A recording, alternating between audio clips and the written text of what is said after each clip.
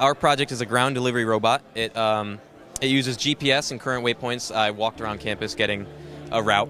It gets to certain waypoints, it turns, and the final waypoint, an email will be sent to the person who ordered the package, and the password will unlock the robot here.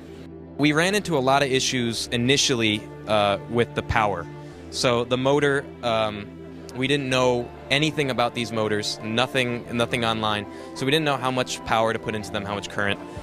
We also ran into a lot of problems with the GPS. I spent maybe 3 months this semester trying to figure out how the GPS worked. For me, software was something that was out of my comfort zone, and so it was a lot about trying to figure things out. So for the app, I would spend hours trying to debug it. It's helpful to split up these tasks. Like if this was a one-person project, there's absolutely no way anything would get done. So personally, I worked on mainly the main code, like making it move. Another computer engineering major, Sanjay, he worked on the app and the other back-end stuff. So we split up tasks like that, and we had a very limited time frame. So if we didn't have a group, it would be a disaster. I learned a lot about the time management and realizing that you're not going to get everything done the first time you try it. The main lesson is you have to plan for a problem to occur, and we learned that very quickly.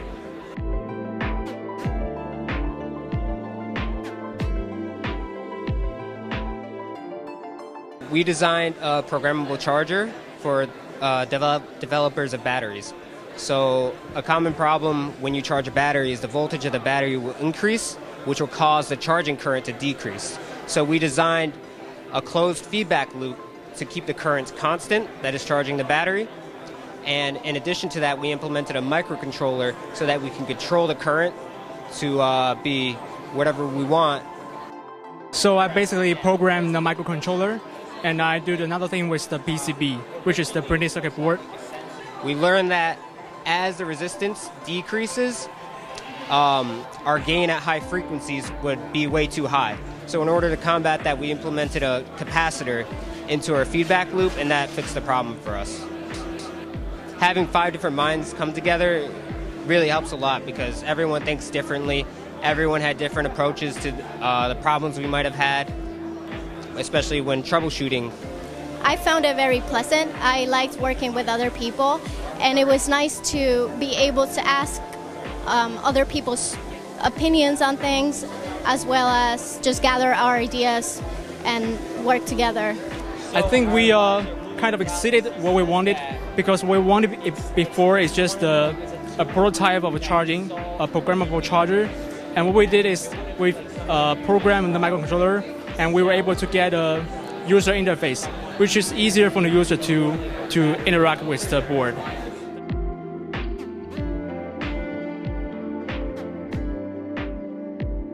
What we did is we took on the task of creating a quadcopter drone, and we had to create the design and implementation of a drone from scratch. So we started out with nothing, and what I did was, as the electrical engineer for the group, I went through the part of the power management controls and for all of our voltage and current calculations.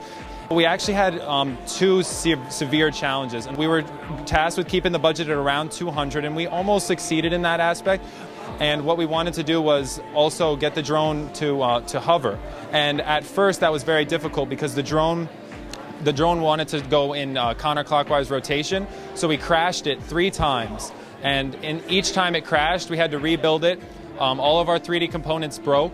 They needed to be reprinted, and all of our propellers needed to be redesigned to provide more thrust. So we had a lot of design challenges, both with keeping it cost effective, with rebuilding it after each crash and each test flight, until finally we got a test flight where it was able to hover safely.